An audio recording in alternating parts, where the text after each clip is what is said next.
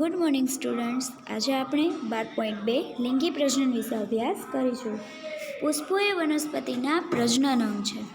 એ તો તમને ખ્યાલ જ છે.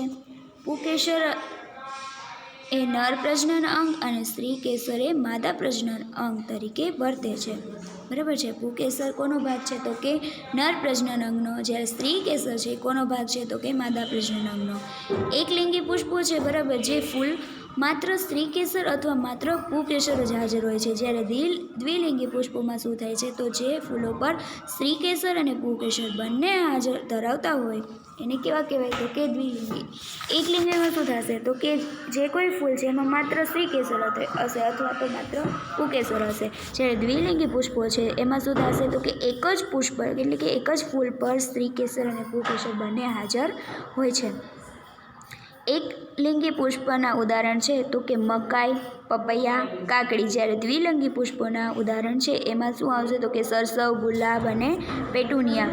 જો આકૃતિ આપેલી છે સ્ત્રી કેસર અને પુંકેસરની, જો એમાં સૌથી પહેલાં સ્ત્રી કેસરમાં ભાગ જોશું.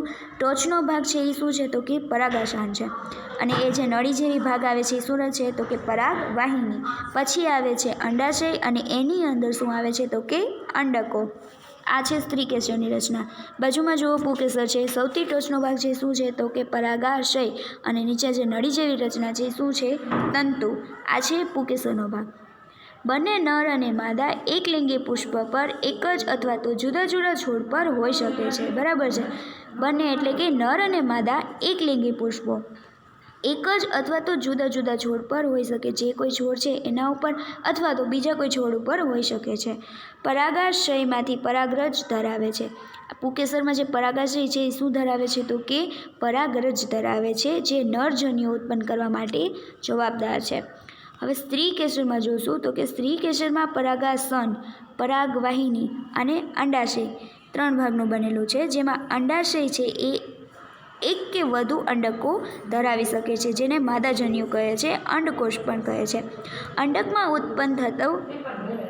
અંડકમાં શું થાય છે તો કે અંડકોષ જે છે અંડકમાં ઉત્પન્ન થાય છે. લિંગી પ્રજનન છે, બરાબર, એક નરજન્યુ અને એક માદાજન્યુ ભેગા મળીને ફલિતાંડ બનાવે છે. બરાબર છે. લિંગી પ્રજનનમાં શું થશે તો કે એક નરજન્યુ એટલે કે એક પુંકેસરમાંથી એક નરજન્યુ અને એક માદાજન્યુ એટલે કે એક પુંકેસરનો ભાગ અને એક સ્ત્રી કેસરનો ભાગ. એટલે શું થશે તો કે પુંકેસરમાં પરાગરજ છે એ જે શું કરશે તો કે પરાગાસન પર જશે, અહીંયાથી અંદર જશે, અંદર પરાગવાહિનીમાં જશે, ત્યાંથી આગળ વધતા ક્યાં જશે તો કે અંડાશયમાં જઈને અંડકની અંદર, અને ત્યાં શું થશે તો કે ફલિતાંડ રચાશે. એટલે જે અંડક બન્યો છે શું છે ફલિતાંડ. બરાબર છે. સમજાય જાય આટલું?